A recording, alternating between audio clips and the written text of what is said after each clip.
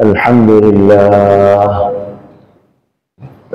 لله نحمده ونستعينه ونستغفره ونؤمن به ونتوكل عليه ونعوذ بالله من شرور أنفسنا ومن سيئات أعمالنا من يهده الله فلا مضل له ومن يضلله فلا هادي له ونشهد أن لا إله إلا الله وحده لا شريك له ونشهد أن سيدنا ونبينا ومولانا محمدا عبده ورسوله صلى الله تعالى عليه وعلى آله وأصحابه وبارك وسلم تسليما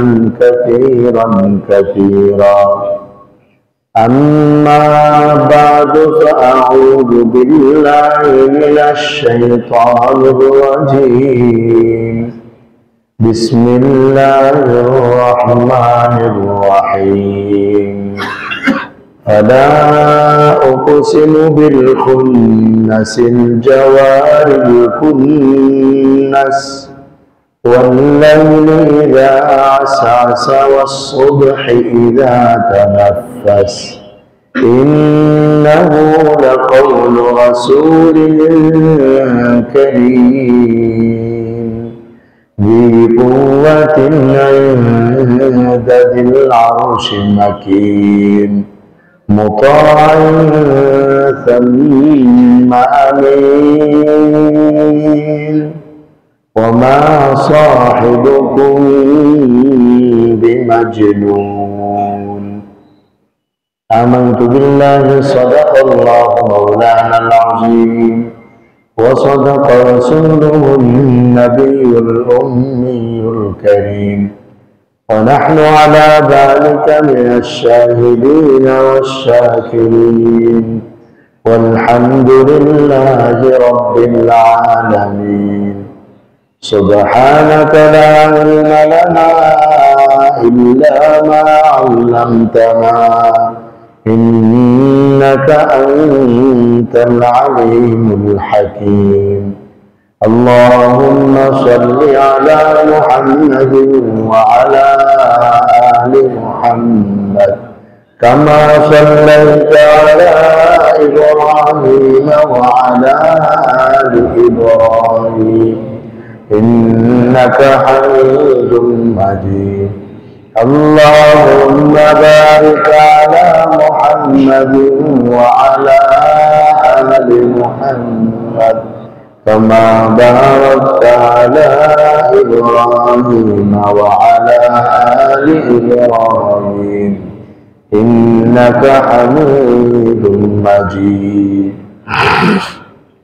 محترم إيمان دين هذا আল্লাহ রাব্বুল আলামিনের দরবারে অসংখ্য অগণিত শুকর, যিনি আমাদেরকে শরীর নামাজের পর কুরআনুল কারীমের মজলিসে বসার তৌফিক দান করেছেন। শুকর আদায় করি আলহামদুলিল্লাহ। ঈমানি দ্বীনি ভাইরা, আজকে আমরা সূরা ইনশিকাক, সূরা তাকবীরের 15 নম্বর আয়াত থেকে 22 নম্বর আয়াত পর্যন্ত তেলাওয়াত করেছি। এই আয়াতগুলোর উপরে অল্প কিছু সময় কথা হবে। এর মধ্যে আল্লাহ পাক রব্বুল আলামিন আমাদেরকে যে বিষয়টা বোঝানোর জন্য আয়াতগুলো অবতীর্ণ করেছেন, আমরা যেন সেই বিষয়টা যথাযথভাবে বুঝতে পারি, উপলব্ধি করতে পারি। আল্লাহ সেই তৌফিক দান করেন। আল্লাহ যাকে তৌফিক দিবেন অবশ্যই সে বুঝতে পারবে। আল্লাহ যাকে তৌফিক দিবেন না, সে আল্লাহর কোরআন পড়লেও বুঝতে পারবে না। দুনিয়াতে কোরআনুল কারীম আসছে, সবার জন্যই এতে রয়ে গেছে শিক্ষা। কিন্তু কেউ যদি না শিখে না পড়ে, তাহলে তার জন্য কোথা থেকে শিক্ষা হবে কোরআন? কিন্তু আফসোস যে আজ আমরা কোরআনকে তো সম্মান করি, মর্যাদা দিই, চোখে লাগাই, বুকে লাগাই, মুখে লাগাই, তেলাওয়াত করি, কিন্তু বুঝার চেষ্টা করি না। কোরআন ছাড়া অন্য সকল জ্ঞান বিজ্ঞানে আমাদের মধ্যে বহু মানুষ অনেক পাণ্ডিত্য লাভ করে, আল্লাহর কালাম কি বুঝাইতে চাইলে সেটা করে না। খুব কম মানুষই আল্লাহর কালামকে নিয়ে চিন্তা করে, অথচ এই কালামকে নিয়েই চিন্তা করার জন্য আমাদেরকে ব্রেনটা দেওয়া হয়েছিল, এই কালাম দেখে পড়ার জন্যই চোখটা দেওয়া হয়েছে, এই কালামের পৃষ্ঠাগুলো উল্টানোর জন্য আঙ্গুলগুলো দেওয়া হয়েছে। যা দেওয়া হয়েছে সবই তো কালামের জন্য, আর আমাকে বানানো হয়েছে পরকালের জন্য, আল্লাহর ইবাদতের জন্য। আমি নিজে আল্লাহর ইবাদতের জন্য, আর আমাকে ইবাদতের গাইডলাইন হিসেবে আল্লাহ কালাম দান করলেন। আর আমার শরীরে যা যা আল্লাহ দিয়েছেন সবটাই দিয়েছেন কেবলমাত্র আল্লাহ পাকের ইবাদত বন্দী করার জন্য। কিন্তু আসল জিনিস বাদ দিয়ে আমরা সব ভিন্ন জিনিসের পিছনেই দৌড়াচ্ছি। এই জন্য আমার দোস্ত, এই মজমাগুলোতে বসলে আস্তে আস্তে শুনতে থাকলে মনের অবস্থা পরিবর্তন হবে। কারণ মসজিদের বাইরেই তো সব দুনিয়া, যেখানে যাব সেই চিন্তা। পড়ালেখা সামনে আসুক তো কোরআন ছাড়া অন্য যত সব পড়া আছে সেটাই সবার আগে। কোরআন পড়লে কে বাদ পাবে, কে কি খাবে, কোথায় চাকরি করবে, কি করবে না করবে, এই চিন্তা আমাদের মাথা। আমরা মুসলমান হয়েও আল্লাহর কালামকে মানি, বিশ্বাস করি, মাথার উপর বুকের সাথে চোখে মুখে লাগাই, কসম খাওয়ার সময় কোরআনের নামে কসম খাই, কিরা খাই, কিন্তু কোরআন বুঝার ক্ষেত্রে আমাদের মধ্যে সেই চেষ্টাটা নাই। এই জন্য আমার ভাই, দুনিয়ার মধ্যে সবই তো শেষ হয়ে যাবে।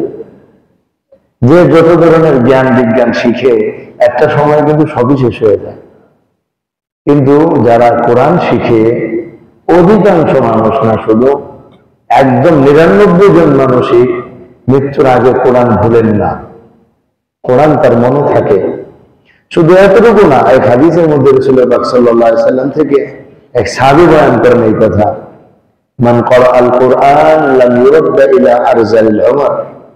যে ব্যক্তি নিয়মিত কোরআনুল কারীম তিলাওয়াত করবে, আল্লাহ তাআলা তাকে অকর্মণ্য জীবনের দিকে ফিরিয়ে দিবেন না। অকর্মণ্য জীবন কি? অকর্মণ্য জীবন হলো লিকাইলা ইয়ালামা বা'দা ইলমিন শাইআ। আল্লাহ এর তাফসীর করে কোরআনের মধ্যে বলে দিতেছেন যে মানুষ কিছু জানার পরেও জানে না, বুঝার পরেও বুঝে না, বয়সের ভারের কারণে। একটা সময় যখন মানুষ অতি বৃদ্ধ হয়ে যায়, তখন জানা জিনিসগুলো তার মনে থাকে না। এমনকি একটু আগে খানা খেয়েছে, ঘর থেকে বেরিয়ে বলে আমি খাইনি, আমাকে আমার ছেলের বউ খাবার দেয় না, অথচ ভোলা, এরকম হয় কি হয় না? এটা হয়। আল্লাহ কোরআনের মধ্যে বলতেছেন যে আল্লাহ কাউকে এরকম জীবনে পৌঁছায় দেন, কাউকে এরকম জীবনে পৌঁছায় দেন যে কিছু জানার পরও সে জানে না। আর হুজুর আকরাম সাল্লাল্লাহু আলাইহি ওয়াসাল্লাম এক সাহাবী হাদিস বয়ান করতেছেন, যে ব্যক্তি নিয়মিত কোরআন তেলাওয়াত করবে সে বয়স তো পাবে ঠিক, কিন্তু এমন জীবনে সে যাবে না। দুই অর্থ, এক বয়স পেয়েছে ঠিক, কিন্তু তার ব্রেন আল্লাহ সবসময় ঠিক রাখবেন, সেরকম হবে না। আর দুই নম্বর হলো, এর আগে আল্লাহ পাক রব্বুল ইজ্জত তাকে ঈমানের সাথে সুন্দরভাবে দুনিয়া থেকে নিয়ে যাবে। তবে কত মানুষ তো কত কম বয়সেই চলে যাচ্ছে, আর কত মানুষ দীর্ঘ বয়স হওয়ার পরেও এমন ব্রেন হইতেছে যে ঘরের সবার জন্য তিনি বিপদের খাবেন। কিন্তু কোরআন যদি নিয়মিত তিলাওয়াত করে তাহলে এটা হবে না। আর কোরআন তেলাওয়াত করতে হবে বিশুদ্ধভাবে। এজন্য আমার দোস্ত, কোরআনকে শুধুমাত্র বুকে জড়ায় নিলাম, মুখে চুমা দিলাম আর করলাম, এতে কোরআনের হক আদায় হবে। কোরআনের হক আদায় করতে হলে বিশুদ্ধ তিলাওয়াত করা লাগবে। 2 নম্বর, কোরআনের অর্থ বুঝার চেষ্টা করা লাগবে। 3 নম্বর, কোরআনে জিন্দেগি যাপন করার মেহনত করা লাগবে। কোরআনের হক কয়টা ভাই? 3টা। বলেন কয়টা? এটা মুখস্থ করেন, 1000 রাকাত নফল নামাজের সওয়াব পাওয়া যাবে। কয়টা ভাই? 1 নম্বর বিশুদ্ধভাবে তিলাওয়াত করা। 1 নম্বর কি ভাই? 1 নম্বর কি? বিশুদ্ধ তিলাওয়াত। 2 নম্বর হলো কোরআনের অর্থ বুঝার চেষ্টা করা। 2 নম্বর কি ভাই? কোরআনের অর্থ বুঝার চেষ্টা করা। 3 নম্বর, কোরআন অনুযায়ী নিজেকে জগৎকে সাজানোর চেষ্টা করা। কোরআন অনুযায়ী নিজেকে জাতিকে সাজানোর চেষ্টা করায়। তিনটা কাজ যে করলো সে কোরআনের পুরা হক আদায় করলো। যে একটা করলো সে কিছু হক আদায় করলো, যে দুইটা করলো সে আর একটু বেশি হক আদায় করলো, যে একটাও করলো না সে কোরআনের কোনো হকই আদায় করলো না। এবার বলেন তো ভাই, আমার নাম্বার কত নম্বরে? নিজেকে নিয়ে এবার চিন্তা করা দরকার আছে না নাই ভাই, যে আমি কোন কোয়ালিটিতে আছি। আমি মুসলমান হিসাবে কোরআনের তোর একটা অধিকার আছে। আমার যদি নিজের ব্যক্তিগত অধিকার থাকে, আমার মায়ের অধিকার থাকে, বাবার অধিকার থাকে, ভাইয়ের অধিকার থাকে, বোনের অধিকার থাকে, এলাকাবাসীর অধিকার থাকে, পাড়া প্রতিবেশীর অধিকার থাকে, গরিব মিসকিন এতিম অসহায়ের অধিকার থাকে, প্রতিটা মানুষের জীবনে তার কিছু পাওনা অধিকার থাকে। তো আল্লাহর কালামের কি অধিকার নাই? আল্লাহর কালামের এই তিনটা অধিকার যে আদায় করলো সে 16 আনা কোরআনের হক আদায় করলো, যে একটাও করলো না সে কোরআনের কোন হকই আদায় করলো না। এই জন্য আমার দোস্ত, অধিকার আদায় না করলে কি মহাবিপদ হওয়া যাবে না। কেউ যদি কারো অধিকার আদায় না করে তো বিপদটা ছোট না বড়? আমি যে কোরআনের অধিকার আদায় করি না, তা আমার বিপদটা কত বড় হবে? হ্যাঁ, অন্যের বিপদ দেখা যে ব্যক্তি নিজের জীবনে শিক্ষা নিতে পারে সেই বুদ্ধিমান, আর যে অন্যের বিপদ দেখে শিক্ষা নেয় না সে কোনোদিন বুদ্ধিমান না। এই জন্য কোরআনের অধিকার আদায় না করার কারণে আমাদেরও একটা বিপদ আছে, আমাদেরও একটা বিপদ আছে। সেই বিপদ গোটা জগতের ভিতরে অশান্তি চলতেছে। এটা কি কম বড় বিপদ? এটা কম বড় বিপদ না। এই জন্য কোরআনের শিক্ষাকে অগ্রসর করে দিতে হবে। সর্বস্তরে কোরআনের শিক্ষা বাধ্যতামূলক করতে হবে। কোরআনের শিক্ষা না থাকলে মানুষ মানুষ থাকবে না। নিত্য নতুন নতুন নতুন কতগুলো মানুষ ক্ষমতার মধ্যে বসছে। এখন এই বক্তৃতা চলতেছে বিজ্ঞান অনুযায়ী কিভাবে সাজাবে বাংলাদেশটাকে। মুক্ত চিন্তার অধিকারী হতে হবে। বিজ্ঞান অনুযায়ী মুক্ত চিন্তার অধিকারী, বিজ্ঞান অনুযায়ী মুক্ত চিন্তার সিলেবাস তৈরি করতে হবে। মুক্ত চিন্তার সিলেবাস মানে কি? আমার মনে চাইছে আমি কাপড় ছাড়া রাস্তায় হাঁটবো, আপনি কিছু বলতে পারবেন? এটা মুক্ত চিন্তা না? আমার মনে চাইছে লাঠি একটা নিয়ে খালি মানুষের পিটাবো, আপনি কি বলবেন? এটা মুক্ত চিন্তা না? মুক্ত চিন্তা তো শয়তানের চিন্তা। মুক্ত চিন্তা কার চিন্তা ভাই? মুক্ত চিন্তা শয়তানের চিন্তা। এই চিন্তার উপরে যদি একটা ছাতা না থাকে, একটা লেভেল না থাকে, একটা কানুন না থাকে, তাহলে মুক্ত চিন্তায় মানুষ শয়তান হয়ে যাবে। সব শয়তান হয়ে যাবে। আল্লাহ রাব্বুল ইজ্জত আমাদের যে ব্রেন দিচ্ছেন, এই ব্রেনকে প্রশ্ন করা হয়েছিল রূহ কি জিনিস। দুনিয়া কত আপডেট হয়ে গেছে না ভাই? এখন কি আমরা পিছায় না অনেক আগায়? সারা পৃথিবীটা কোথায় এখন? আমাদের পকেটের ভিতরে। কোথায় সারা পৃথিবীটা? পকেটের ভিতরে না, নাকি হাতের মুঠোয়? সারা পৃথিবী কোথায়? যেখানে আমরা গোটা পৃথিবীকে আমাদের হাতের মুঠে আনছি, এত বিজ্ঞানের উৎকর্ষতা আমরা পৌঁছে গেছি এবং জ্ঞান বিজ্ঞানে আমরা অনেক ঊর্ধ্বে। এরপরেও কি মানুষ আত্মার হাকিকত বাস্তবতা নিয়ে এখনো কিছু পাইছে? এখনো পায় নাই। 1400 বছর আগে পায় নাই। জিজ্ঞেস করেছিল ইহুদিরা মুহাম্মদ রাসূলুল্লাহ সাল্লাল্লাহু আলাইহি ওয়াসাল্লামকে, রূহ কি জিনিস বলেন? আল্লাহ নবী উত্তর দিয়েছেন, ওয়াসআলুনাকা আনির রূহ কুলির রূহু মিন আমরি রাব্বি ওয়া মা উতীতু মিনাল ইলমি ইল্লা কালিলা। জানা দিয়েছেন, আরে রূহ তো রূহের একটা হুকুম মাত্র, আর কিছু না। এই ব্যাপারে তোমাদেরকে যত সামান্য ইলম দেওয়া হয়েছে, বেশি ইলম তোমাদেরকে দেওয়া হয় নাই, বেশি জ্ঞান তোমাদেরকে দেওয়া হয় নাই। সুতরাং রূহ সম্পর্কে, আত্মা সম্পর্কে যে যত গবেষণা করো শেষ ফল জিরো, কিছুই খুঁজে পাবে না। যেখানে কোরআন বলে দিচ্ছে তোমাদের ইলমই দেওয়া হয় নাই, জ্ঞানই দেওয়া হয় নাই, সেখানে কিছুই পাবে না। তা আমাদের জ্ঞান বিজ্ঞান পুরোটাই সীমিত। আল্লাহ রাব্বুল ইজ্জতের জ্ঞান অসীমিত, অসীম জ্ঞান, যার কোনো তুলনা নাই। সে জ্ঞান ভান্ডার থেকে তিনি আমাদের জীবনের জন্য একটা ক্যাটালগ পাঠাইছেন, সেটার নাম কোরআন। যিনি যেটা বানান তিনি ভালো জানেন কোন জায়গায় তেল দিতে হবে, কোন জায়গায় পানি দিতে হবে, কোন জায়গায় দিলে ভালো চলবে, কিভাবে মেরামত করলে অনেকদিন যাবে, কিভাবে যত্ন নিলে এটা দ্বারা ফায়দা দেওয়া যাবে। ওই আল্লাহ কোরআনকে আমাদের ক্যাটালগ বানায় দিয়ে আমাদেরকে জানা দিয়েছেন। মুক্ত চিন্তার অধিকারী হতে হলে হবে না, বরং কোরআনে চিন্তার অধিকারী হয়ে যদি কাজ করো, নিজের জীবনে শান্তি হবে, জাতীয় শান্তি হবে। এই কি দুদিন পরে পরে এক একজন বক্তৃতা করতে থাকে, মুক্ত চিন্তার অধিকারী, এগুলো সব নাস্তিক, সব বেঈমান। এই বেঈমান আর নাস্তিকের হাতে বাংলাদেশ নিরাপদ না। বলবেন মসজিদ থেকে গরম গরম কথা, কবে বলবেন কথা? কাজ করবেন কবে?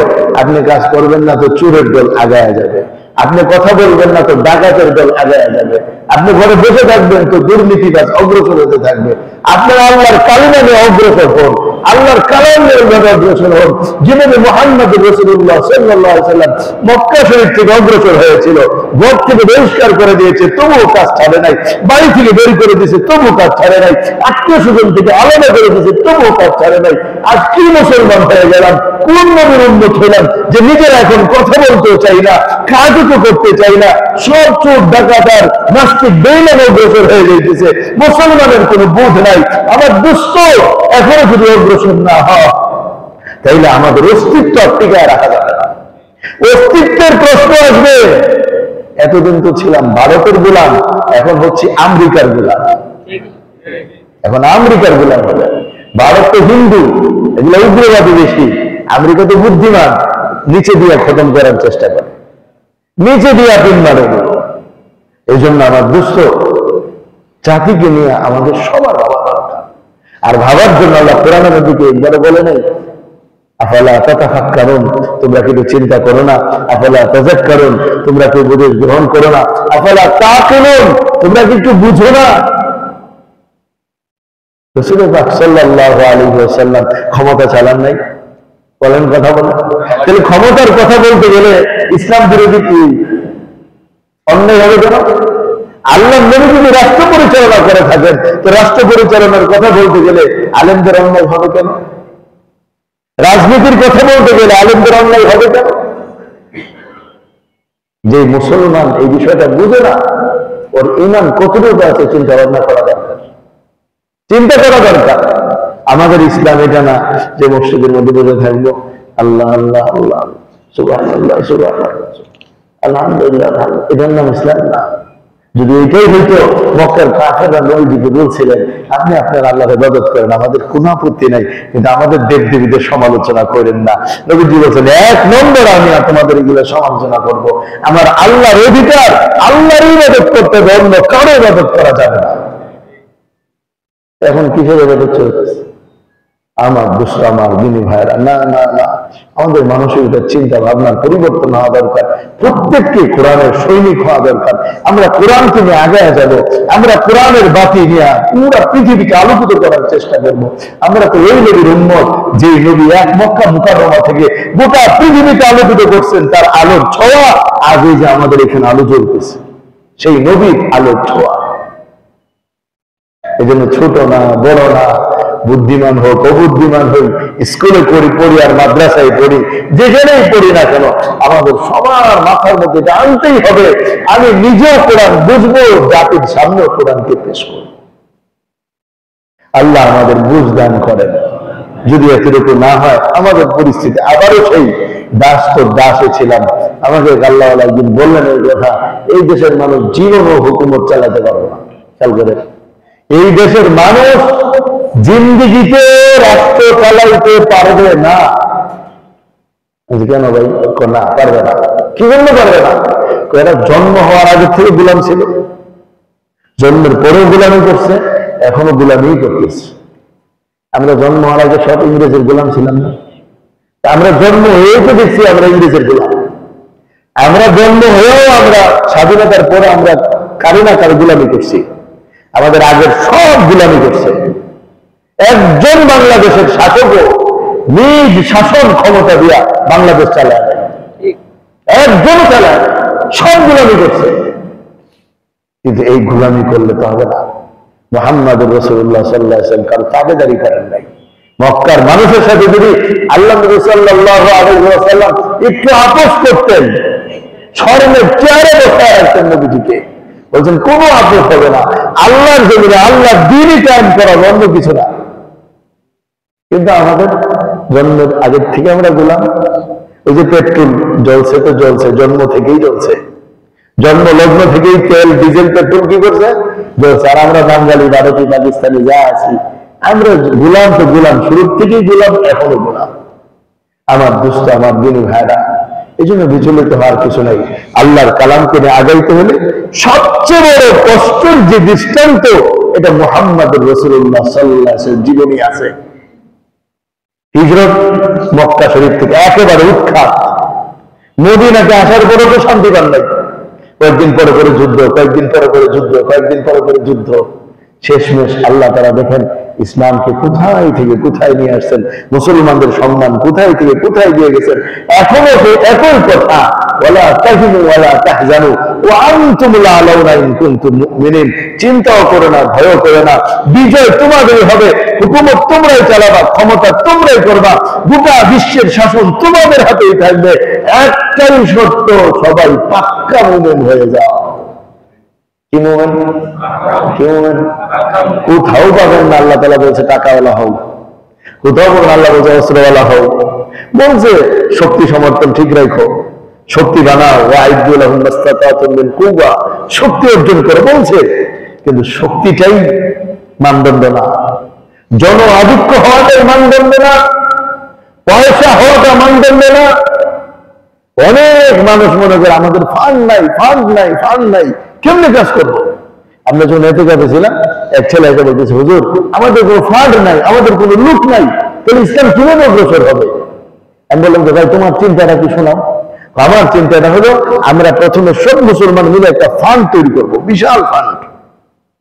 এরপরে এই ফান্ড থেকে আমরা ঊর্ধ্বতম কয়েকজন কর্মকর্তাকে কিনে ফেলবো, এই শর্তে যে তারা শুধু ইসলামের কাজ করবে। শুনছেন না চিন্তাটা? আমরা কয়েকজন ঊর্ধ্বতম কর্মকর্তাকে কিনে ফেলবো, তারা শুধু কি করবে? ইসলামের কাজ করবে। এরকম দৃষ্টান্ত অতীত থেকে এই পর্যন্ত কি একটা পাবা? রাসূলুল্লাহ সাল্লাল্লাহু আলাইহি সাল্লাম মক্কার বড় বড় কাফেরদেরকে কিনছেন যে আমি পয়সা যা লাগে দেবো, শুধু মুহাম্মদের কথা বলবো, এরকম কিছু। তাহলে কিভাবে হবে? অথচ আমাদের নবীজি সাল্লাল্লাহু আলাইহি ওয়াসাল্লাম যা শিখাইছেন তা হলো, শোনো, ইহুদিরা কাজ করে ফান্ড দেখা, খ্রিস্টান কাজ করে ফান্ড দেখা, কাফের বেঈমান কাজ করে ফান্ড দেখা, আর মুসলমান কাজ করে রব্বে কারীমের দিকে তাকায়া। এক টাকাও ছিল না যখন মক্কা শরীফ থেকে হিজরত করে নবীজি আসেন, কিন্তু জায়গার মালিকও তো ছিল না যখন হিজরত করে আসেন। কিন্তু আল্লাহ কি কম দিছেন? কম বানাইছেন? এই জন্য আমরা ফান্ডে বিশ্বাসী না, আমরা দলেও বিশ্বাসী না, আমরা হুকুমতেও বিশ্বাসী না, আমরা সংগঠনেও বিশ্বাসী না, আমরা অস্ত্রেও বিশ্বাসী না। আমরা একমাত্র বিশ্বাসী কিসের উপর? আল্লাহর কোরআনের উপর আমরা বিশ্বাসী, যে আমরা যদি মুমিন হয়ে যাই আর অগ্রসর হয়ে যাই, যে আল্লাহর কসম বাধা দেওয়ার মতো কেউ থাকবে না। কিন্তু আসলে হইতে পারি না। দুনিয়ার লোকের সামনে, সুখের সামনে, আরামের সামনে, আয়েসের সামনে, ভোগ বিলাসের সামনে, স্ত্রী মহব্বত, বিবি বাচ্চার মহব্বত, টাকা পয়সার মহব্বতের সামনে আমরা এইভাবে আল্লাহর সামনে যেতে পারি না। যার কারণে আমরা পিছিয়ে গেছি। সাহাবা সব ছেড়ে দিয়ে আল্লাহর কাছে আগায় গেছিলেন। কতটা আগাইছিলেন? আব্দুল্লাহ রাদিয়াল্লাহু তাআলা ঘটনা তো আমাদের সবারই জানা। সবেমাত্র বিবাহ করছেন, রাত্রে বিকালে বিবাহ করছেন, রাত্রি যাপন করছেন প্রথম রাত বিবির সাথে, এরপরে ফজরের নামাজ পড়ে বিবির সাথে সম্পর্ক ছিল। ঠিক এই মুহূর্তে একটু পরে আওয়াজ আসছে, যুদ্ধ শুরু হয়ে গেছে, নবীজির অর্ডার চলে যাওয়ার জন্য। আল্লাহ হানজালা ওইভাবেই নাপাক অবস্থায় চলে গেছেন। আল্লাহ রাসূলের ডাকে সাড়া কেন্দ্রে দিয়েছেন, যাহার কারণে তারা আজও আমাদের কাছে স্বর্ণাক্ষরে তাদের নাম লিপিবদ্ধ। কিন্তু আমরা কোন আদেশ কোরআন থাকলে আমরা সারা দিই না, চিন্তা ভাবনা করতে হয়, আরো ভাবতে হয়। ইসলামের জন্য 2 টাকা আমরা দিতে চাই না, আরো ভাবতে হয় কই দেবো, কি করবো, কিভাবে। আরে আমি তো করতেছি, সেই করতেছি, টাকা জমতেছে টাকার জায়গার মধ্যে, কিন্তু আল্লাহর রাস্তায় 2 টাকা খরচ করার মানুষ খুঁজে পাওয়া যায় না। এলে দিন কিভাবে টিকবো? হুজুর রক্ত লাগে, রক্ত নেন, টাকা দেওয়া যাবে না, গায়ের রক্ত সব দিয়ে দেবো, ওটা আমাকে টাকা লাগে নাই, কিন্তু ইসলামের জন্য কি দেওয়া যাবে না? ইসলামের জন্য রক্তও দেওয়া লাগবে, টাকাও দেওয়া লাগবে, সময়ও দেওয়া লাগবে, জানও দেওয়া লাগবে।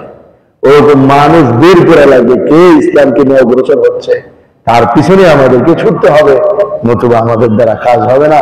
আমার দোস্ত, কোরআন বাস্তবায়নের জন্য সর্বপ্রথম কাজ হলো এই কোরআনের সুন্দর সুন্দর বিষয়গুলো উম্মতের সামনে পেশ করা। এবং এটা পেশ করার কাজ শুধু মৌখিক বয়ান বক্তৃতার মাধ্যমে না, নিজের জীবনে আমলের মাধ্যমে। নিজের জীবনে আমলের মাধ্যমে আল্লাহ আমাদের তৌফিক দান করেন। আজকে যে আয়াতগুলো পড়া হলো, এই আয়াতগুলোর মধ্যে প্রথম আল্লাহ তাআলা বলতেছেন, ফালা উকসিমু বিল খুন্নাস, ফালা উকসিমু বিল খুন্নাস, আমি কসম করছি ওই সকল তারকাগুলোর যারা পিছনের দিকে চলে। তাফসীরে কিতাবে 5টা তারকার কথা বলছে। এই 5টা তারকা সূর্য ওঠার পরে পূর্ব দিক থেকে উঠে ঠিক, কিন্তু দিনের বেলা এগুলোকে দেখা যায় না। রাত যখন হয় তখন তারা পূর্ব দিক থেকে পশ্চিম দিকে আসার পর একটা সময় আবার তারা ব্রেক মেরে যায়, দাঁড়ায় যায়, এরপর আবার পিছনের দিকে আবার চলতে থাকে। তো এরকম বহু তারকা আছে যে কখনো আসে, কখনো থেমে যায়, কখনো ডানে বামে ছুটে। এবং বিশেষ 5টা তারকার কথা আল্লাহ বলে কসম খাইলেন, আল জাওয়ারিল কুন্নাস, যারা চলেও থামেও, চলেও থামেও, অর্থাৎ একটা সময় পর্যন্ত যারা চলে আবার থেমে থাকে। ওই তারকার জ্ঞান তো আমাদের নাই। যারা বিশেষ করে সমুদ্রের মধ্যে চলাচল করে তাদের তারকার জ্ঞান লাগে। আর আজকাল কম্পিউটার হওয়ার কারণে এই সমস্ত জ্ঞানগুলো মানুষের দিকে চলে গেছে, সব কম্পিউটারে। কিন্তু যে এলাকায় রাউডারের বাইরে চলে যায়, ওই এলাকায় যাইতে হলে তারকার জ্ঞান ছাড়া সমুদ্রে চলা সম্ভব না। এই জন্য বিশেষ করে নাবিকরা যারা জাহাজ চালায় ওদেরকে নাবিক বলে। তো এই সমস্ত নাবিকদের তারকার জ্ঞান থাকতো আগের যুগে। তারা ওই তারকা দেখা বুঝতে পারতো এখন এতটা বাজে আর এত সময়ের মধ্যে সকাল হয়ে যাবে, কারণ তারকাটা ওই জায়গায় আটকায় গেছে। তো আল্লাহ ওই তারকারাজির কসম খায়া বলতেছেন, ফালা উকসিমু বিল খুন্নাস আল জাওয়ারিল কুন্নাস, কসম খাচ্ছি আমি ওই তারকারাজির যেগুলো চলে এবং থেমে থাকে। কোথায় নিয়ে গেলেন আমাদের চিন্তা ভাবনাকে? সেই তারকারাজির মধ্যে, অর্থাৎ ওই তারকারাজির কসম, যে তারকাগুলো দেখে তোমরা পথ নির্ণয় করো, যে তারকারাজিকে দেখে তোমরা সকালের সময়টাকে বুঝতে পারো, যে তারকারাজি দেখে পথ হারা হয়ে গেলে আবার পথের সন্ধান লাভ করতে পারো। ওয়াল্লাইলি ইযা আসআসা, এবং কসম হলো রাত্রির যখন তা চলে যায়। রাতের শপথ, যখন রাত চলে যায়, কারণ রাত হলো একটা অন্ধকার জিনিস, অন্ধকার একটা মুশকিল জিনিস, অন্ধকারে মানুষ দিক দিশা পায় না, অন্ধকারে পথের সন্ধানও মিলে না। যখন অমাবস্যার রাত হয়, ঘুটঘুটে অন্ধকার, বিদ্যুৎ না থাকে, তখন কিন্তু নিজের অঙ্গটাকেই নিজে দেখতে পায় না। এবং ঘুটঘুটে অন্ধকারের রাতের কসম আল্লাহ বলেন, ইদা আসআস, যখন অন্ধকার চলে যায় তার শপথ। কেন? অন্ধকার চলে যায়, আলো চলে আসে, মনের ভয় দূর হয়ে যায়, অস্পষ্টতা দূর হয়ে যায়, একেবারে সবকিছু পরিষ্কার হয়ে যায়। আল্লাহ অন্ধকার থেকে আলোক উজ্জ্বল হওয়ার প্রতি শপথ করলেন। ওয়াসসুবহি ইযা তানাফফাস, এবং কসম হলো ওই সকালের প্রভাতের, যখন সেই সকাল এবং প্রভাত কি হয়ে যায়, একেবারে শ্বাস নিতে আরম্ভ করে, অর্থাৎ একেবারে ফর্সা হয়ে যায়, ওটার কসম। ইন্নাহু লাকাউলু রাসূলিন কারীম, এই কয়েকটা কসম খাওয়ার পর আল্লাহ কোরআনের দিকে ইশারা করে বলতেছেন, শোনো, এই কোরআন একজন সম্মানিত ফেরেশতার আনিত বাণী। কার মাধ্যমে আসছে? এটা একজন সম্মানিত ফেরেশতার মাধ্যমে কালাম আসছে। এই আয়াতকে কেন্দ্র করে পৃথিবীতে অনেক মানুষ পথভ্রষ্ট হয়ে গেছে। বলেন নাউজুবিল্লাহ। এই আয়াত কিভাবে মানুষকে পথভ্রষ্ট হওয়ার সুযোগ করে দিল? আয়াত থেকে আল্লাহর তরজমা খেয়াল করেন, ইন্নাহু, নিশ্চয়ই কোরআন, লাকাউলু, বক্তব্য, রাসূলিন কারীম, একজন সম্মানিত রসুলের বক্তব্য। এই কোরআন একজন সম্মানিত রসুলের বক্তব্য। তো বাহ্যিকভাবে যদি বলা হয়, তো বলা হবে কোরআনই তো বলতেছে এটা একজন সম্মানিত রসুলের বক্তব্য, এটা আল্লাহর বক্তব্য না। বলেন নাউজুবিল্লাহ। এই যে কোরআন থেকেই বিভ্রান্তি তৈরি করলো, এটা আল্লাহ বলছেন, এই কালাম আল্লাহর একজন সম্মানিত রসুল, একজন সম্মানিত দূতের বক্তব্য। সুতরাং বোঝা গেল এটা আল্লাহর কালাম না, এটা হলো ফেরেশতার কালাম। বলি নাউজুবিল্লাহ। এরকম বহু অপব্যাখ্যাকারীরা উৎপেতে বসে দিচ্ছে সব ইউটিউবের ভিতরে, কোন দিক দিয়া কোন লেকচার ছেড়ে দিচ্ছে, আর আপনারা বিভ্রান্তের মধ্যে পড়ে যাবেন। এই জন্য যাকে চিনি না তারটা খাই না, যারা চিনি না তার ওয়াজ শুনি না। কি ভাই, কথাটা বলছে না? যারা চিনি না তারটা, কেউ অপরিচিত লোকের দেওয়া কিছু খাওয়া ভালো, এটা বলা হয় না? ব্যবহার অপরিচিত লোকের দেওয়া কিছু খাবেন না, তাহলে অপরিচিত ইউটিউব হুজুরের বয়ানও শুনবেন না। শুনতে হলে আগে এটা যাচাই করবেন। এই যে হুজুরের ইউটিউবে বয়ান একটা পাইলাম, এরকম কয়েক লাখকে উঠে রয়েছে, বিশাল বড় ভাইরাল হুজুর, এখন ইনি আসলে ঠিক না বেঠিক, এটা আগে আপনি যাচাই করবেন। কোনো না কোনো আলেমের কাছে নিয়ে ওটাকে যাচাই করবেন যে হুজুর দেখেন তো উনি ঠিক আছে কিনা, ওনার বয়ানগুলো শুনতে পারে কিনা, ওনার তো অনেক ভিউয়ার্স, তাইলে আপনার আমার ইমান ঠিক থাকবো। আর নাহলে যদি এরকম একজনের খপ্পরে পড়ে যান আর ইনি এই তাফসীর আপনাদের শোনায় দেয়, এটা তো আল্লাহ নিজে বলতেছেন, আল্লাহ নিজে বলতেছেন এটা হচ্ছে একজন সম্মানিত ফেরেশতার বক্তব্য, তাহলে বোঝা গেছে এটা আল্লাহর বক্তব্য। এখন কি হবে? ইমানও থাকবে, ইমান থাকবে না আমার। এই জন্য খুব সাবধান, কোরআন দিয়ে আপনাকে আমাকে পথভ্রষ্ট করে ফেলবে।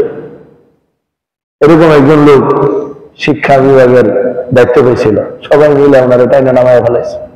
এটা নিয়ে আবার আরেক দল ওনারা উঠানোর জন্য আবার চেষ্টা করতেছে। এইটা আপনারা আমরা সবাই বুঝবো না। এই জন্য কে কি এটা আলেমদের থেকে আলেম যাচাই করতে হয়। ডাক্তার কে চিনেন? ডাক্তারে কে চিনে? ডাক্তারে চিনে। ইঞ্জিনিয়ার কে চিনে? ইঞ্জিনিয়ারে চিনে। তো একজন আলেম কে চিনবে? আমরা নিজেরা আলেম চিনি। আমরা কি কম জানি? কি সুন্দর টান্ডা দিয়ে কলকাতা বইরা যায়, আল্লাহু আকবার। এই বড় হুজুরের মানদণ্ড। আই ভাই, এই হুজুরের কত ভিউয়ার্স দেখেন, কমেন্ট কয়েক হাজার, সুবহানাল্লাহ। ইনি আল্লামা, আল্লামা হওয়ার জন্য কমেন্ট দরকার নাই। আজকাল আপনারা জানেন কমেন্টেরও ব্যবসা আছে, জানেননি? আছে না? একটা গ্রুপই থাকে যে খালি কোম্পানির পণ্যের কমেন্ট করলেই টাকা, আছে না নাকি? তাহলে আমি যদি এখন ইচ্ছা করি যে আপনাদের 500 করে টাকা দেবো, আজকের বয়ান যেটা রেকর্ড হতেছে মামুন ভাই ছাড়বো, আপনারা কালকে জনে 10টা করে কমেন্ট করবেন, তো দেখবেন যে পরের দিনে আমি সারা বাংলাদেশে গেলাম, কমেন্ট বেশি হয়ে যাবে। এইভাবে বহু বক্তা আছে, এরা কমেন্ট লোক দিয়া পয়সা দিয়া কমেন্ট করাইতে থাকে। এই জন্য বলি ভাই, আমরা একটা বড় ফিতনার যুগে এসে পড়ে গেছি। এই ফিতনার ভিতর দিয়ে যদি নিজেরা একটু সচেতন না হই, নিজের ইমানটাও ঠিক থাকবে না। আমি কারো বদনাম করতেছি না, কাউকে বাস্তবতা বলতেছি। এটা কোরআন নিয়ে কতটা যে ষড়যন্ত্র, আল্লাহ বারবার সতর্ক করছেন, কতটা ষড়যন্ত্র মানুষ আমাদের বিরুদ্ধে করবে। কারণ যে কোরআন মানবে সে জান্নাতে চলে যাবে, আর যে কোরআন মানবে না সে জাহান্নামে চলে যাবে। শয়তান কি চায় আমরা জান্নাতে যাই? তো ওর কাম আছে না? ও কি চুপচাপ বসে থাকার জিনিস? সারাটা ক্ষণ আমাদের বিরুদ্ধে সে মেহনত করতে থাকে। কখনো মেহনত করার জন্য পাগড়িওয়ালারে নিয়ে আসে, কখনো মেহনত করার জন্য যুদ্ধওয়ালারে নিয়ে আসে, কখনো মেহনত করার জন্য বড় মেসওয়াকওয়ালাকে নিয়ে আসে, কখনো মেহনত করার জন্য বিশাল লম্বা দাড়িওয়ালাকে নিয়ে আসে, কখনো মেহনত করার জন্য অনেক কণ্ঠস্বরওয়ালাকে নিয়ে আসে, কখনো মেহনত করার জন্য জ্বালাবাই বক্তৃতা দেওয়ার মানুষকে নিয়ে আসে। আইনা আমাদেরকে পথভ্রষ্ট করার চেষ্টা সে করতেই থাকে। এই জন্য আমাকে আপনাকে সাবধান হতে হবে। আল্লাহ যেটা বললেন এটার সহি তর্জমা কি? উলামা এটার সহি তর্জমা লিখছেন এই কথা, এটা একজন সম্মানিত ফেরেশতার আনিত কালাম। এই আনিত শব্দটা লাগায় দিলে বাস এটা সহি তর্জমা হয়ে যায়, নতুন এটা ভুল তর্জমা, ভুল অর্থ হবে। ওই ফেরেশতা কেমন? জি কুওয়াতিন ইনদা যিল আরশি মাকিন। ওই ফেরেশতা বড় শক্তিশালী এবং আরশ ওয়ালার কাছে বড় মূল্যবান, দামি। ফেরেশতা বড় শক্তিশালী, আরশ ওয়ালার কাছে বড় দামি। এই আয়াতের দুইটা অর্থ।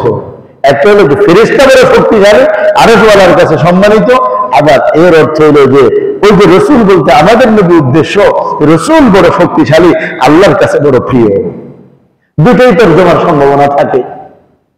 ফেরেশতা শক্তিশালী হয়, তাহলে ফেরেশতার শক্তি, ওই ফেরেশতা বলতে কাকে বোঝানো হয়েছে? ওই ফেরেশতা বলতে হযরত জিবরাইল আলাইহিস সালামকে বোঝানো হয়েছে। কারণ উনি তো নবীজির কাছে কালাম নিয়ে আসছেন। আমাদের নবীজির কাছে 24,000 বার আসছেন, 24,000 বার। আর কোন নবীর কাছে এতবার আসেন নাই যতবার আসছেন মুহাম্মদুর রাসূলুল্লাহ সাল্লাল্লাহু আলাইহি ওয়াসাল্লামের কাছে। 23 বছর জিন্দেগিতে 24,000 বার জিবরাইলের আগমন। কি বললেন? অনেক শক্তিশালী। জিবরাইলের শক্তিটা কেমন এটা বোঝার জন্য হুজুর আকরাম সাল্লাল্লাহু আলাইহি ওয়াসাল্লাম একদিন জিবরাইলকে বলেন, ভাই জিবরাইল, আমি তোমাকে দেখতে চাই, তুমি কত বড়। জিবরাইল বলে, ইয়া রাসূলুল্লাহ, এই মক্কার চিপা গলিয়ার অলিতে আপনার আমি কি দেখাব? মদিনা শরীফের এখানে আপনার আমি কি দেখাব? বড় একটা মাঠ পাইলে আমি আপনার একসময় দেখা দেবো আমি যে কতটুকু আল্লাহ আমাকে বানাইছেন। ঠিক আছে, দেখাও। আরাফার ময়দানে জাবালে রহমতে, সামনে গাছগাছালি আছে, একবার খালি না পুরা ময়দান, জাবালে রহমতে নবীজি তখন বলছেন, ইয়া রাসূলুল্লাহ, আপনি তো একটু আশা করছিলেন আমাকে একটু দেখতেন, তো আমি আজকে আপনি একটু দেখা দেব। আল্লাহ নবী তাকাইলেন, তো জিবরাইল আমিনকে দেখবেন, দেখলেন যে আসমান থেকে জমিন পর্যন্ত একটা কালো কি যেন দেখা যায়, পুরা এরিয়াটাকে বেষ্টন করে ফেলছে। অথবা সাদা একটা আবরণ দেখা গেছে যেটা উত্তর দক্ষিণ পুরা এরিয়াকে বেষ্টন করে ফেলছে। পৃথিবীর ওই ছাড়া কিছু দেখা যায় না। আল্লাহ নবী তাকায় রইলেন, শেষ করলেন। বলছে ইয়া রাসূলুল্লাহ, দেখছেন আপনি? কিছুই দেখলাম না। আমিও দেখলাম যে কি যেন একটা বড় হইলো, আর উত্তর দক্ষিণ পুরা সব ঢেকে দিল। ইয়া রাসূলুল্লাহ, এটা আমার একটা পাখা, এরকম 600 পাখা আল্লাহ আমাকে দান করছেন। একটা পাখা দিয়ে গোটা জগৎটাকে ঢেকে ফেলতে পারে, এত বিশাল বড় পাখার অধিকারী এমন 6টা দ্বারা আল্লাহ তাআলা জিবরাইল আমিনকে দিয়ে রাখছেন।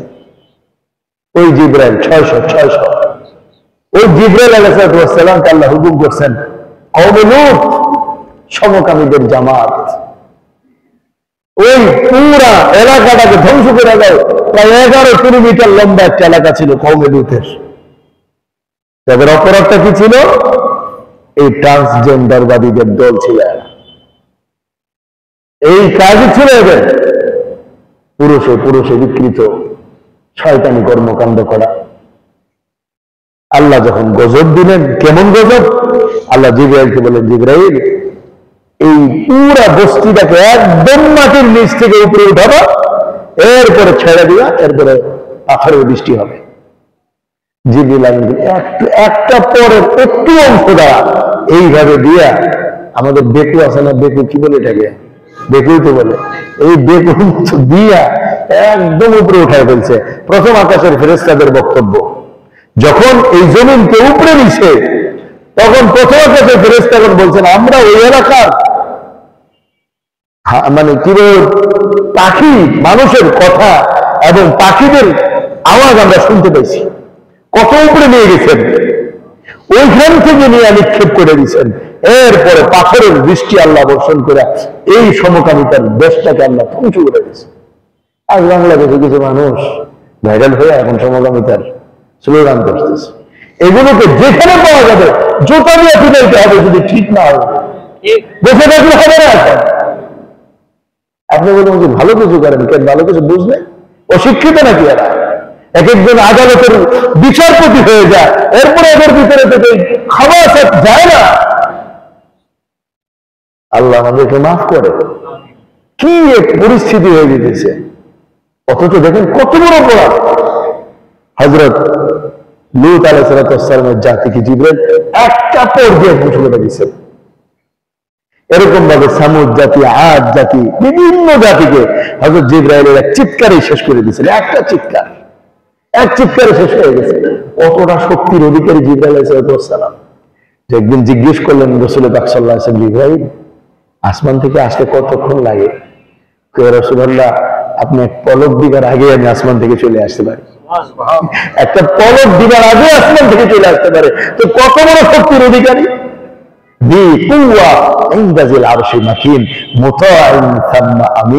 তিনি এমন ব্যক্তি যাকে আনুগত্য করা হয়, অর্থাৎ জিবরিল আমিনের আনুগত্য সব ফেরেশতারা করে, আল্লাহর হুকুমে করে। কিভাবে তাফসীরের কিতাবের মধ্যে এক হাদিসের উদ্ধৃতি দিয়ে লেখে, আল্লাহ রাব্বুল ইজ্জত যখন কোনো অর্ডার করতে চান, হুকুম করতে চান, আদেশ করতে চান, তখন আরশে আজিম থেকে একটা আওয়াজ হয়। ওই আওয়াজের কারণে আসমানগুলো প্রকম্পিত হতে থাকে।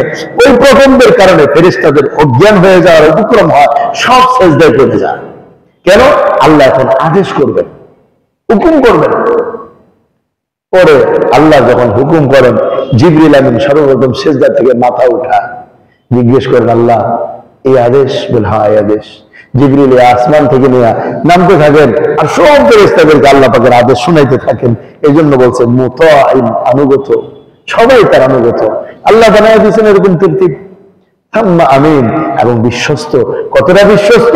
এই যে কোরআন নিয়ে আসছেন, এই কোরআনের মধ্যে না কোরআন ছাড়া অন্য কিছু প্রবেশ করতে পারছে, আর না কোরআন থেকে কোনো একটা আয়াতের অর্ধেক বাদ করতে পারছে, না কিছু প্রবেশ করছে না বাদ করছে, সংযোজনও হয় নাই, বিয়োজনও হয় নাই।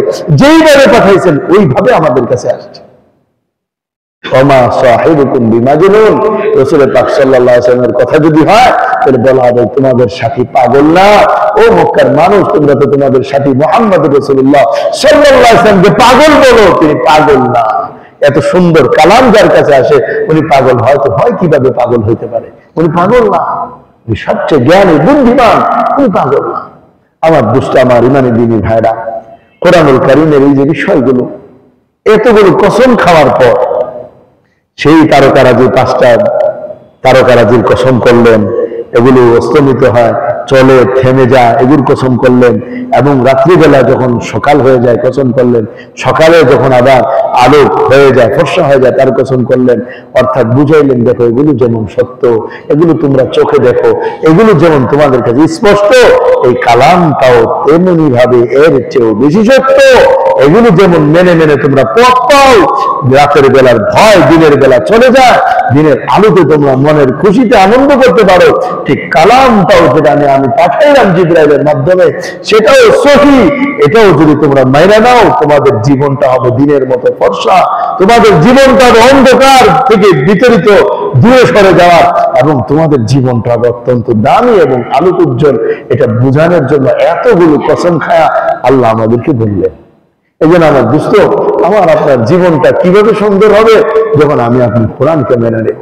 এই জন্য যেগুলো অশ্লীলতা, দেখাপনা, উলঙ্গপনা, নির্লজ্জতা এবং এই সমস্ত পাপ অপরাধ যেগুলোর কারণে আল্লাহ আসমানে গজব পাঠাইছেন, এমন পাপ অপরাধ যারাই করবে তাদের বিরুদ্ধে আমরা যদি কথা না বলি, চুপ থাকি, তাহলে গজব আসলে, বলেন, গজব আসলে আমরাও মরবো। আর যদি দু চারটা কথা বলি, তাহলে হয়তো আল্লাহ দয়া করে বাঁচায় দিবেন। এই জন্য আমরা বলি, বুঝছেন তো ভাই, কি জন্য বলতে হবে? হ্যাঁ, বলতে হবে। তাহলে আল্লাহ বাঁচায় দিবেন। যদি না বলি, তাহলে আমাদের নেবেন লূত আলাইহিস সালামের বিবি, আল্লাহর নবীর স্ত্রী। যখন লূত আলাইহিস সালামের ঘরের বাইরের মানুষেরা, ফেরেশতারা বাড়িতে আগমন করছে, তার সাথে বন্ধ কাজের ইচ্ছা করছে, একমাত্র লূত আলাইহিস সালামের বিবি সংবাদ পাঠায় দিয়েছে। তিনি সমকামী ছিলেন না, কিন্তু তিনি সমকামীদের সহযোগী ছিলেন। ওনার স্ত্রীকে আল্লাহ বলে দিয়েছেন, ইল্লা আজুজান ফিল গাবিরিন, লূত সবাইকে নিয়ে যাবা, কিন্তু তোমার স্ত্রী যাবে না, সে পিছনে থাকবে। যখন রাত্রিবেলা আল্লাহ নবী লূত আলাইহিস সালাম ঘর থেকে বেরিয়ে গেছেন, আর স্ত্রী জাগ্রত হয়ে তিনিও পিছনে পিছনে ছুটছেন। একেবারে তাদের এলাকার যেখানে শেষ, এর এই পাশে লূত আলাইহিস সালাম চলে আসছেন, এই যে এলাকা এখানে শেষ, লূত বাহিনীর এলাকা এখানে শেষ, লূত আলাইহিস সালাম এখানে, ওনার স্ত্রী পিছনে এখানে। ঠিক এই সময় পিছনে একটা আওয়াজ হয়েছে, লূত আলাইহিস সালামের স্ত্রী পিছনে ফিরে তাকাইছে, আসমান থেকে একটা পাথর এসে ওইখানেই তারে ধ্বংস করে দিয়েছে। এবং বর্তমানেও গুগলে, ইউটিউবে সার্চ করলে ওই জায়গার মধ্যে একটা ভাস্কর্য, একটা মূর্তি দেখা যায়। লোক মুখে প্রচলিত, এটা নাকি লূত আলাইহিস সালামের বিবির সেই ভাস্কর্য, যেটা দুনিয়ার মানুষ বানায় নাই, আসমানি গজবে মানুষটা পাথরে রূপান্তরিত হয়ে গেছে। আল্লাহ সঠিক ভালো জানে। কিন্তু দেখেন, তাকে কিন্তু বাঁচতে দেওয়া হয় নাই। সে কি ছিল? সহযোগী ছিল। কি ছিল ভাই? এই জন্য এই সমস্ত অপরাধে যারাই জড়িত, কোনোভাবেই তাদের সহযোগিতা আমাদের থেকে প্রকাশ পেতে পারবে না। এটা কত বড় অপরাধ আপনি দেখেন। আজও দেখেন, ওই জায়গাটাকে আল্লাহ ধ্বংস করে দিচ্ছেন, ওই জায়গার মধ্যে কাউকে বসবাস করার সুযোগ দিচ্ছেন। রেড সি, মৃত সাগর হয়ে আছে। পানিটা এতটাই লবণাক্ত, অন্য কোন প্রাণী এই পানিতে বসবাস করতে পারে না। এমনকি সারা দুনিয়ার পানির তুলনা ওই পানিটা ব্যতিক্রম। ওই পানিতে মানুষ ডুবেও না, ভেসে থাকে মানুষ, সাঁতার কাটে না, ওরে ফেলা এখন ভেসে থাকবে, ডুববে না। আবার ওই পানি থেকে শিক্ষণ থাকলে এরপরে আসলে শরীরের মধ্যে সব বরফের মতো এই লবণ, চাক্কা চাক্কা লবণ জমে যাবে। এখন ওই জায়গা হয়ে গেছে পর্যটক কেন্দ্র। দুনিয়ার মানুষ সেখানে গিয়েও সেই গুনার মধ্যে জড়িত। যেটা ছিল আমার আপনার শিক্ষার জন্য, ওই জায়গায় শিক্ষা না নিয়ে আবার ওই জায়গার মধ্যে আমরা কি করতেছি? গুনাহের চর্চা করতেছি। আমার দুষ্ট আল্লাহ আমাদের বুঝার তৌফিক দান করেন। অন্যায়, অনাচার, পাপাচারের বিরুদ্ধে আমাদের কথা বলতে হবে। যে সমস্ত অন্যায়গুলো অত্যন্ত জঘন্য, কোরআন যেগুলোর বিরুদ্ধে আযাবের কথা বলে দিছে, সে সমস্ত অন্যায়ের ব্যাপারে আমাদের স্বীকৃতির কোনো সুযোগ নেই। আল্লাহ আমাদের বুঝার তৌফিক দান করেন। ওয়া আখিরু দাওয়ানা আলহামদুলিল্লাহি রাব্বিল আলামিন। অল্প সময় জিকির করি, লা ইলাহা ইল্লাল্লাহ, লা ইলাহা ইল্লাল্লাহ, লা ইলাহা ইল্লাল্লাহ, লা ইলাহা ইল্লাল্লাহ, লা ইলাহা ইল্লাল্লাহ, লা ইলাহা ইল্লাল্লাহ, লা ইলাহা ইল্লাল্লাহ, লা ইলাহা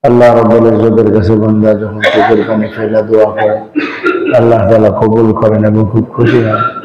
জন্য তো কোরআনুল কারীম আল্লাহ বলছেন ফালিয়াদহাকু কালীলান ওয়া লিয়াবকু কাসীরা, তোমরা অল্প হাসো বেশি কাঁদো, হাসা কমায় দাও কান্না বাড়ায় দাও, কারণ কান্নার দ্বারা আল্লাহ খুশি হয়ে যান, রাজি হয়ে যান। আমল তো আমরা যেরকম আমল করবো আমলের দ্বারা তো আমরা আল্লাহকে খুশি করতে পারবো না। আমাদের আমলে মনোযোগ নাই, আমাদের আমলে ইখলাস নেই, আমাদের আমলে সৌন্দর্য নাই, আমাদের আমল পূর্ববর্তীদের আমলের তুলনায় অনেক দুর্বল, অনেক দুর্বল। এই জন্য যদি আমরা এই আমলের সাথে চোখের পানিও ফেলতে পারি আল্লাহ তাআলা কবুল করবেন। এই জন্য বারবার বলছেন ফালিয়াদহাকু কালীলান ওয়া লিয়াবকু কাসীরা, কম হাসো বেশি বেশি কাঁদো, বেশি বেশি কাঁদো। এখন যদি না কাঁদি তাহলে পরকালে গিয়া কাঁদলে কোনো লাভ হইব না, পরকালে কাঁদলে কোনো লাভ হইব না, পরকালে কাঁদলে কোনো লাভ হইব না। কাফেররা কান্দে জাহান্নামে পড়ে অনেক অনেক কান্দে, মুসলমানরাও যারা জাহান্নামে পড়বে অনেক অনেক কান্দে, কিন্তু আমার ভাই সেদিনের কান্না কোনো কাজে আসবে না। কানতে কানতে চোখের পানি শেষ হয়ে যাবে, আযাব থেকে উঠানো হবে না, আযাব হালকাও করা হবে না, আযাব কমানো হবে না। আযাব সহ্য করার ক্ষমতা আমারও নাই, আপনারও নাই। এই জন্য এখানে কান্নাকাটি করলে আল্লাহ কবুল করে মাফ করে দেবেন, আযাব থেকে বাঁচাইয়া দিবেন। ভাই খুব মন নরম করে আল্লাহ পাকের কাছে কান্নাকাটি করা। শুক্রবারে তো আমরা একটু কান্নাকাটি করি, সারা সপ্তাহ করা চাই, ভোর রাত্রে উঠা শেষ রাত্রে উঠে আল্লাহ কাছে কান্নাকাটি করা চাই। একা একা নির্জনে কান্নার দাম বেশি, লোক সমাজে কান্নাকাটি করা সহজ। এই জন্য একা একা নির্জনে বাতি বন্ধ করে দিয়ে সবাই যখন ঘুমায় থাকবে, আওয়াজ ছাড়া শুধু চোখ দিয়ে পানি বেরিয়ে থাকবে। আল্লাহ অনেক পছন্দ করেন, আল্লাহ অনেক পছন্দ করেন। হ্যাঁ ভাই, দোয়া করলে আল্লাহ দোয়া কবুল করে, অবশ্যই কবুল করে। আল্লাহ আমাদেরকে খুব তৌফিক দান করেন। আল্লাহ অবশ্যই আল্লাহুম্মা সাল্লি আলা মুহাম্মাদ ওয়া আলা আলি মুহাম্মাদ ওয়া সাল্লাইতা আলা ইব্রাহিম ওয়া আলা আলি ইব্রাহিম ইন্নাকা হামিদুম মাজিদ। اللهم بارك على محمد وعلى ال محمد وبارك على ابراهيم وعلى ال ابراهيم انك حميد مجيد. اللهم امين. اللهم انت السلام وانت السلام تبارك يا ذو الجلال والاكرام. ربنا ظلمنا انفسنا وان لم تغفر لنا وترحمنا لنكونن من الخاسرين. ربنا اتنا في الدنيا حسنه وفي الاخره حسنه وقنا عذاب النار. رب اغفر لي ولوالدي وللمؤمنين يوم يقوم الحساب. حسبنا الله ونعم الوكيل، نعم المولى ونعم النصير. اللهم احسن عاقبتنا في الامور كلها واجرنا من خزي الدنيا وعذاب الاخره. اللهم واقعة كواقعة الوليد. اللهم نقنا من الذنوب كما ينقى الثوب الابيض من الدنس. اللهم باعد بيننا وبين خطايانا كما بعدت بين المشرق والمغرب. اللهم ات نفسي تقواها وزكها انت خير من زكاها انت وليها ومولاها. আল্লাহ আপনি আমাদেরকে মাফ করে দেন, আল্লাহ আপনি আমাদেরকে মাফ করে দেন, আমাদের নামাজগুলি কবুল করেন, আমাদের জিন্দেগির সমস্ত গুনাহকে মাফ করে দেন। আল্লাহ আপনি হুকুম মাননেওয়ালা জিন্দেগি নসিব করেন, আপনি হাইবের তরিকার বসেনওয়ালা জিন্দেগি দান করেন। আল্লাহ আমরা গুনাহগার পাপী বান্দা, আল্লাহ কোরআনুল কারীম থেকে কিছু কথা শুনে কিছু কথা বলে আপনার মুবারক দরবার হাত উঠাইছি। আল্লাহ আমাদের জিন্দেগির গুনাহগুলো মাফ করে দেন, আল্লাহ আমাদের জিন্দেগি রেখে পাক সাফ করে দেন। আল্লাহ নাপাকি দিয়ে ভরে রয়েছে জীবনটা, আল্লাহ গুনাহের নাপাকি দিয়ে ভরপুর হয়ে আছে। আল্লাহ জীবনটাকে পবিত্র করে দেন। আল্লাহ আপনার কোরআনের নূর দেন, আমাদের সিনাকে নুরানি করে দেন, আমাদের জীবনকে আলোকিত করে দেন, জাতির জীবনকে আলোকিত করে দেন। আল্লাহ আমাদের জীবনটাকে আলোকিত করে দেন, আল্লাহ জাতির জীবনকে আলোকিত করে দেন। আল্লাহ কোরআনের আলো দেওয়া সারা দুনিয়ায় ছড়া করার তৌফিক দান করেন, ছড়া করার তৌফিক দান করেন। আল্লাহ মানুষ কোরআন থেকে কতটাই দূরে, আল্লাহ সব শিক্ষা লাভ করে কোরআন আমরা শিখি না, সব বুঝি কোরআন বুঝতে চাই না, আপনার কালাম বুঝতে চাই না। আল্লাহ আপনার কালামকে সহজ করে দিয়েছেন, আপনি উম্মতের সামনে পৌঁছানোর জন্য আপনি আমাদের জীবন দিয়েছেন।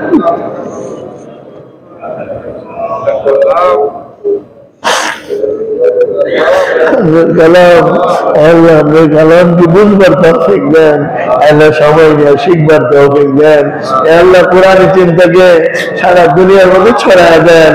আল্লাহ সব শিক্ষার লোকদের মাঝে কোরআনের শিক্ষার ব্যবস্থা কায়েম করে দেন, কোরআনের শিক্ষা ব্যবস্থা কায়েম করে দেন, কোরআনের শিক্ষা ব্যবস্থা কায়েম করে দেন, কোরআনের শিক্ষা ব্যবস্থা কায়েম করে দেন। আই কারীম আই জালাল ইকরাম, আল্লাহ আপনি আমাদের বড় হিসেবে যাদেরকে বানাইছেন তাদের সবার ভিতরে কোরআনের মহব্বত দিয়ে দেন, সবার ভিতরে কোরআনের মহব্বত দিয়ে দেন। আল্লাহ তো সবই তো মুসলমান, আল্লাহ এদের ভিতরে কোরআনের আজমত দিয়ে দেন। আল্লাহ আমাদেরকে তাদের কাছে, আল্লাহ তবলিগ ওয়ালাদেরকে তাদের কাছে, আল্লাহ দিনদারকে তাদের কাছে আসতে যাওয়ার তৌফিক দেন, আল্লাহ তাদেরকে বুঝাইবার তৌফিক দেন। আল্লাহ ভাষা আমাদেরকে দান করেন, আল্লাহ বুঝানোর ভাষা আমাদেরকে দান করেন, বুঝানোর কথা আমাদেরকে দান করেন। এই গরিব এই জালাল ইকরাম, এই মজমাকে আপনি কবুল করে নেন, এই মজমাকে আপনি কবুল করে নেন।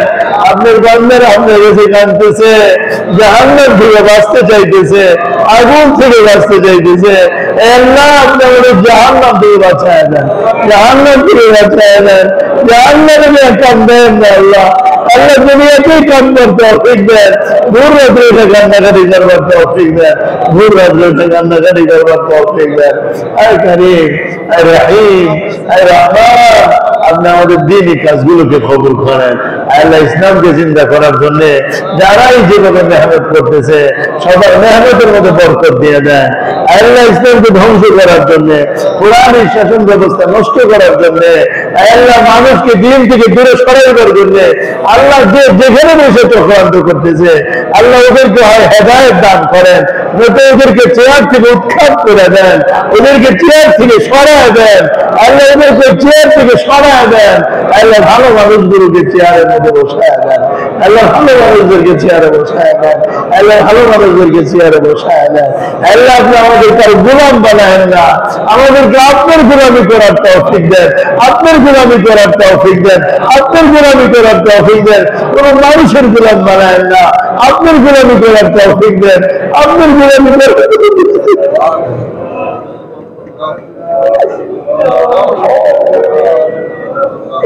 কাফেরদের গোলাম বানায়েন, আপনার গোলামি যদি কবুল করেন, আপনার গোলামি যদি কবুল